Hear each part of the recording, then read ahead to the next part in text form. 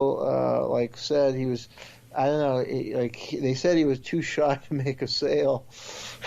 But I mean, here's this like very gifted, charismatic, manipulative guy, and somehow he's too shy to make a sale, and he's barely ever at that company. So what is he really there for? And it's believed that he was involved. Well, actually, he was outed. He had to leave Brazil because the Brazilian press outed him as a CIA agent, and he was outed as somebody involved in the CIA operation to oust Raul Goulart, who was like a Lula type, left of center leader who was charting more independent political course for Brazil.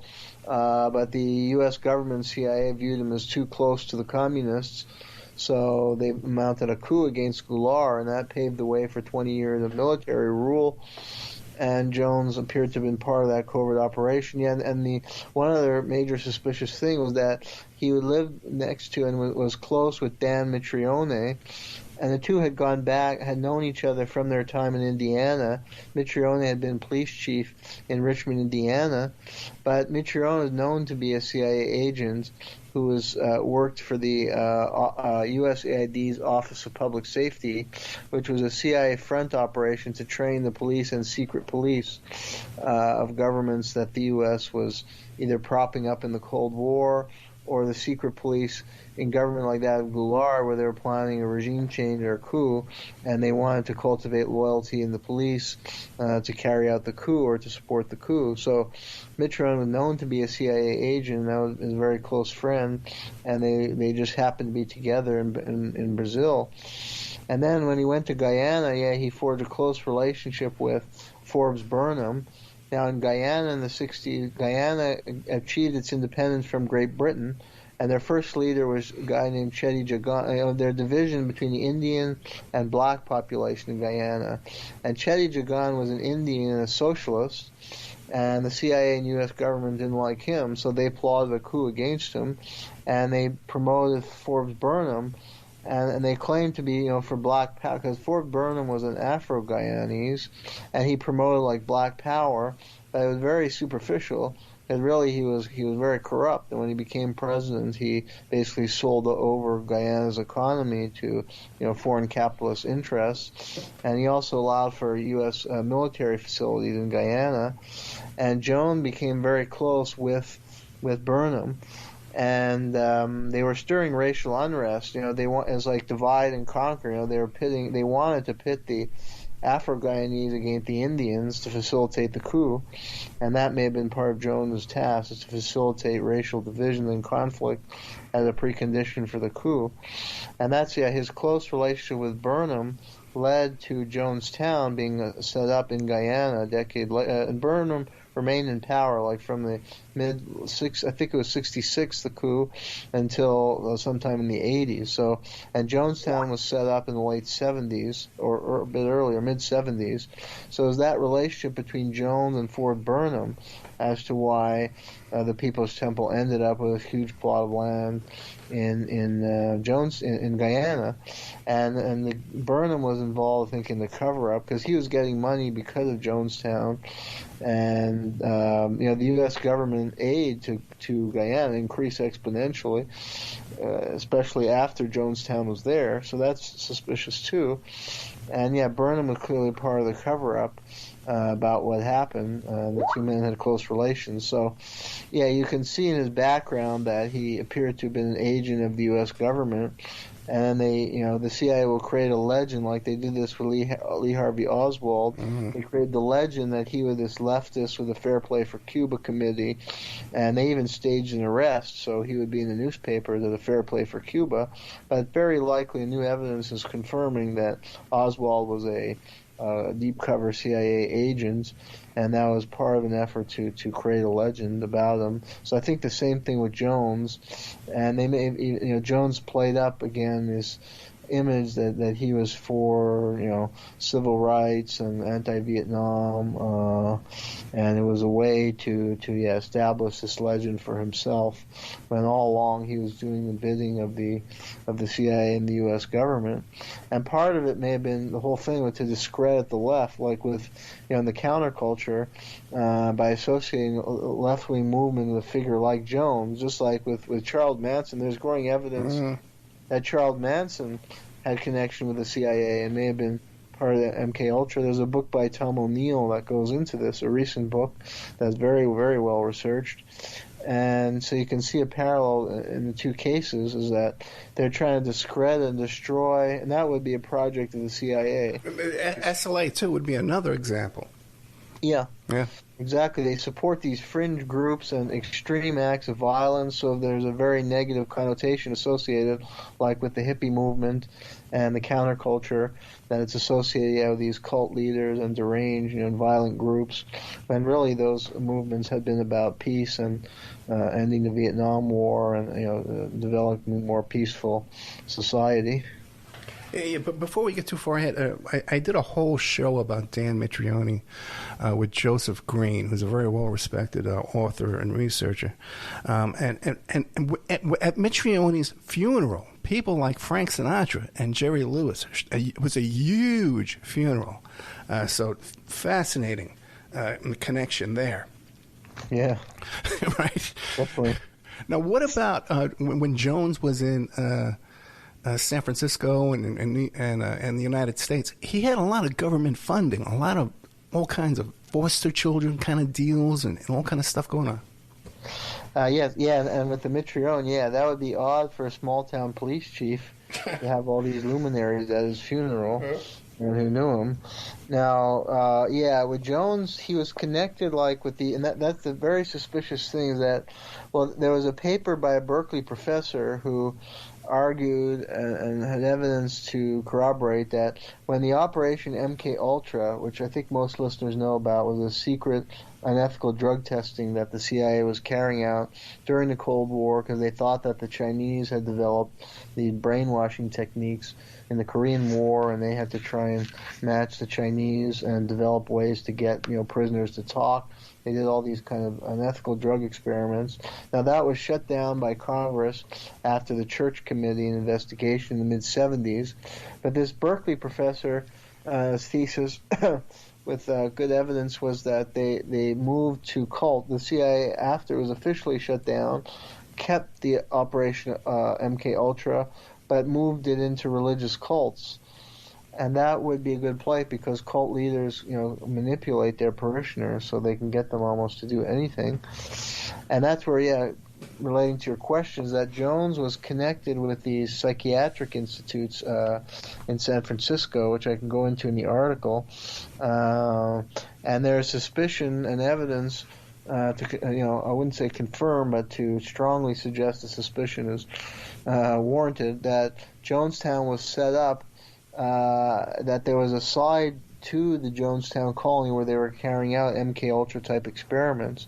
Because after the disaster, they found all kinds of drugs that were used in MK Ultra before, like Thorazine and sedatives and different kinds of drugs. There are huge amount of drugs found at the facility. So what were those drugs doing there? And they had also used things like sensory deprivation to punish people for any disciplinary infractions. They use methods like that the CIA is known to use or has experimented with, like sensory deprivation or isolation.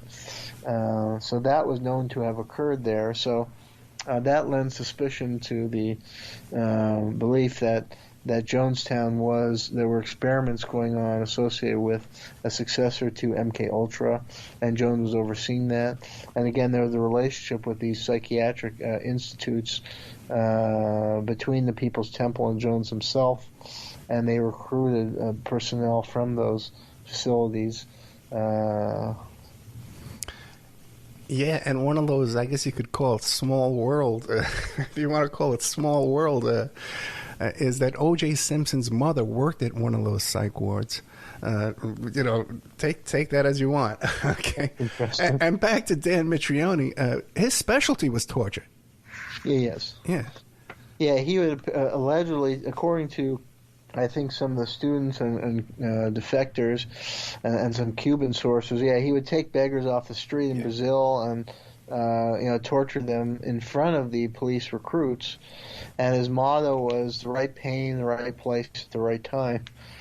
And in a few cases it was said that the recruit didn't survive these tortures. He tortured people to death in front of like students. So he was a sadistic individual. Yeah, life is worthless to these people. Mm-hmm. Now, the main focus here, though, is that this was not a main of your article here in covertactionmagazine.com titled, Was the CIA Behind the Jonestown Massacre? Was this a mass suicide, or was this homicide? A mass homicide? Well, there's very strong evidence that it was a mass homicide. I think the Guyanese government sent a forensic investigator, Leslie Mutu, and he concluded there were at least 700 homicides. Louis Gurevich ran the largest detective agency in New Orleans, and his daughter tragically died. And he carried out his own investigation, and he found evidence that people had been, and this was similar to Mutu, that people had been injected with poison in the back in places where they couldn't have been injected by themselves. Somebody had to have injected them. There were evidence of struggle in the bodies. Both found evidence the bodies had been moved, that some people had been dragged to death and then laid out to make it look like a neat crime scene. There were evidence of gunshots, and there was again evidence of struggle and fighting.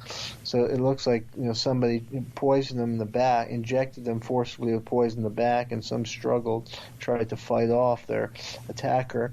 So the crime scene evidence was pretty clear that this was a mass homicide and not a mass suicide, as is the popular impression.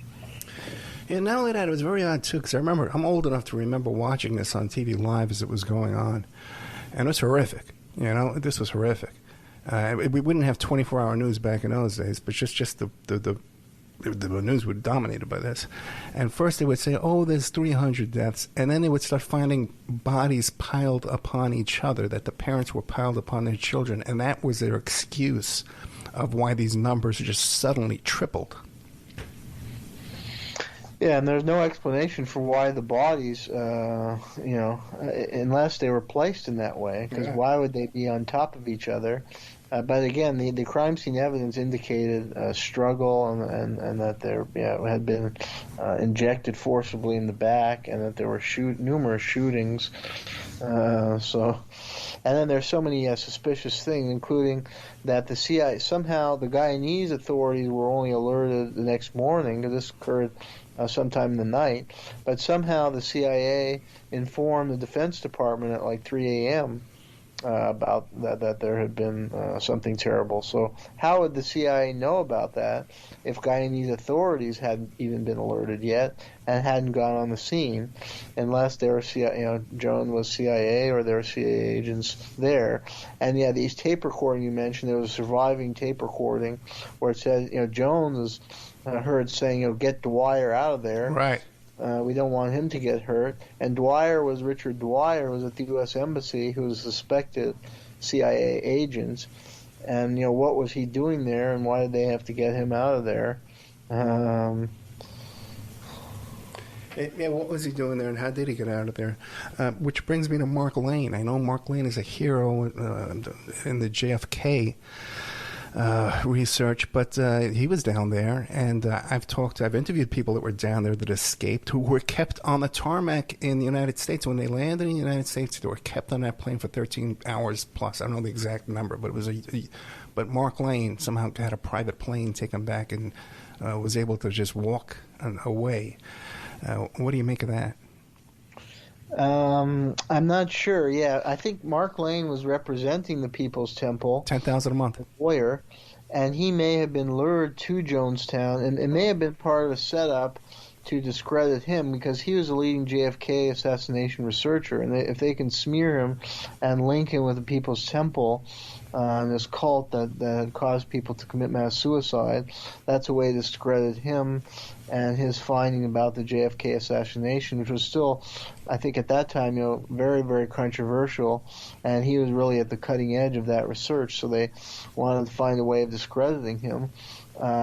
So they could link him with the temple. I think they kind of, again, lured him. I mean, there were a lot of leftists or progressives or do-gooder types who were attracted the temple and its